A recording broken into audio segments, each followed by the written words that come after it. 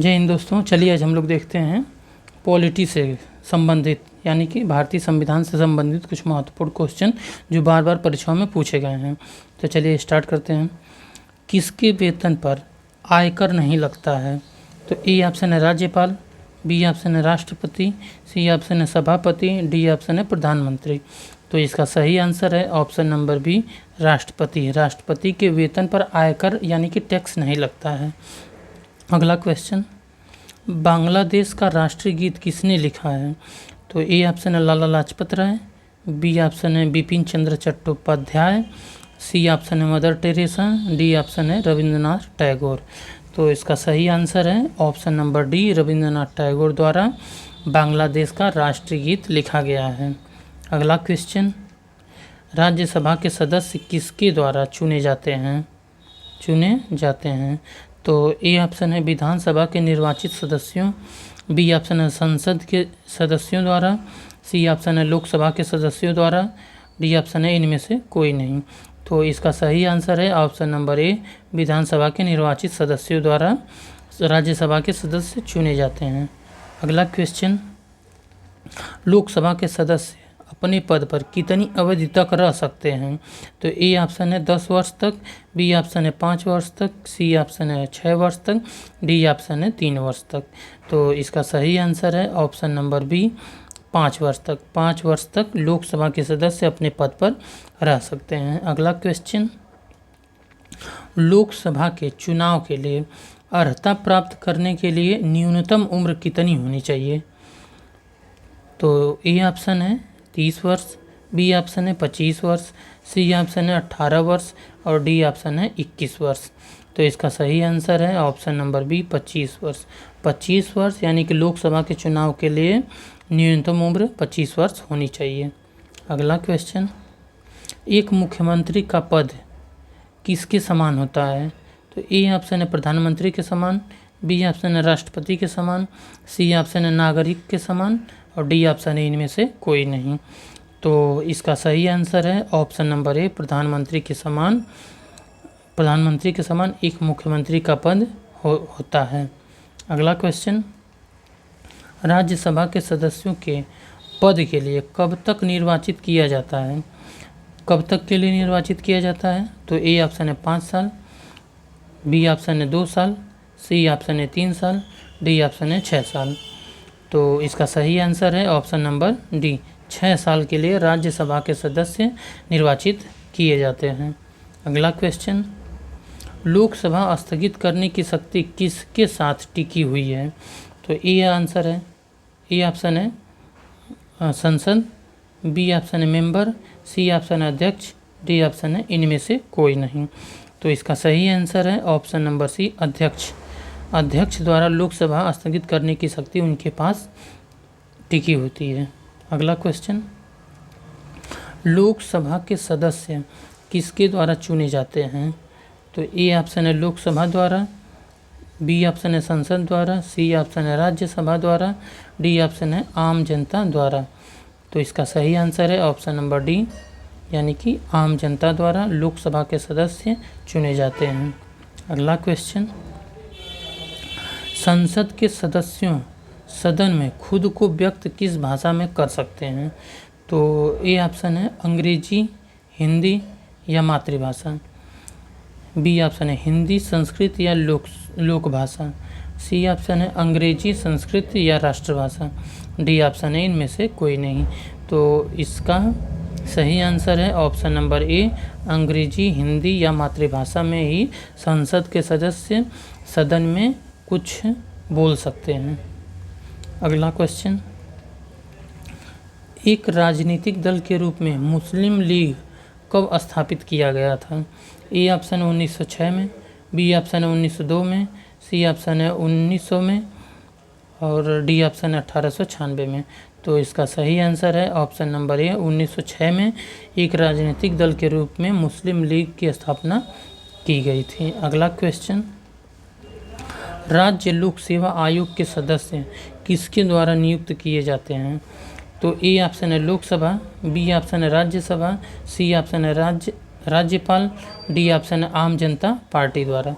तो इसका सही आंसर है ऑप्शन नंबर सी, राज्यपाल द्वारा राज्य लोक सेवा आयोग के सदस्य नियुक्त किए जाते हैं। अगला क्वेश्चन,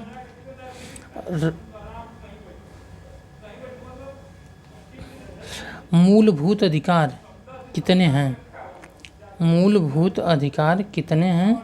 तो ए ऑप्शन है 6, बी ऑप्शन है 12, सी ऑप्शन है 9, डी ऑप्शन है 7। तो इसका सही आंसर है ऑप्शन नंबर ए 6, यानी कि 6 मूलभूत अधिकार अपने संविधान में 6 हैं। अगला क्वेश्चन, मंत्रिमंडल पर पहली बार अविश्वास प्रस्ताव किस लोकसभा में लाया गया था?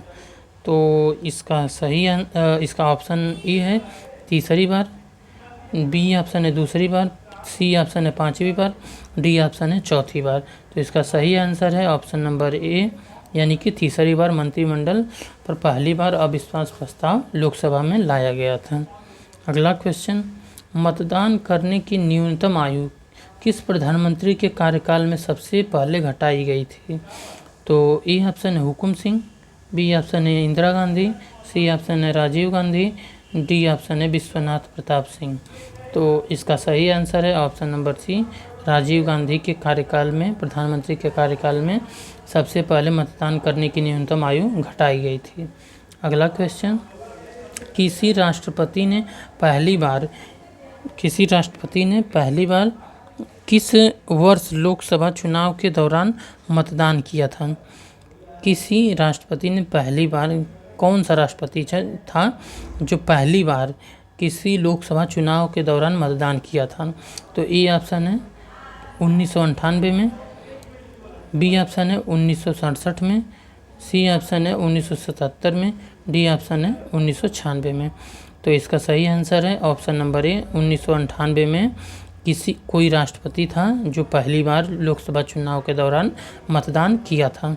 अगला क्वेश्चन, देश में पहली बार आंतरिक आपातकाल किस वर्ष लागू किया गया? तो ए ऑप्शन है 1971 में, बी ऑप्शन 1976 में, सी ऑप्शन है 1977 में, डी ऑप्शन है 1995 में। तो इसका सही आंसर है ऑप्शन नंबर डी, 1995 में देश में पहली बार आंतरिक आपातकाल की घोषणा की गई थी। अगला क्वेश्चन, हमारे देश के नागरिकों को मतदाता बनने का अधिकार किस अनुच्छेद से प्राप्त होता है? यानी कि हमारे देश के नागरिकों को मतदाता बनने का अधिकार किस अनुच्छेद से प्राप्त होता है? तो ए ऑप्शन है अनुच्छेद 325, अनुच्छेद 326, सी ऑप्शन अनुच्छेद 362 और डी ऑप्शन है अनुच्छेद 354। तो इसका सही आंसर है ऑप्शन नंबर बी, मतलब 326 जो अनुच्छेद है उसमें हमें हमारे नागरिकों को मतदान करने का अधिकार, यानी कि मतदाता बनने का अधिकार प्राप्त है। अगला क्वेश्चन, हमारे देश में निर्वाचन का प्रावधान सबसे पहले किस वर्ष किया गया था? निर्वाचन का प्रावधान सबसे पहले किस वर्ष किया गया था? तो ए ऑप्शन है 1999, तो बी ऑप्शन है 1862 में, सी ऑप्शन है 1892 में, डी ऑप्शन है 1909 में। इसका सही आंसर है ऑप्शन नंबर सी, 1892 ईस्वी में वर्ष में हमारे देश में निर्वाचन का प्रावधान सबसे पहले किया गया था। अगला क्वेश्चन, मुख्य निर्वाचन आयुक्त का कार्यकाल 5 वर्षों की सेवा पूर्ण होने से पहले की स्थिति में कितने वर्ष की उनकी आयु के बाद पूर्ण होता है?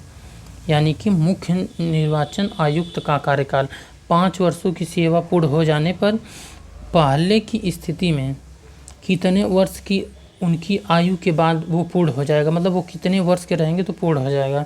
तो ए ऑप्शन है 60, बी ऑप्शन है 50, सी ऑप्शन है 55 और डी ऑप्शन है 65।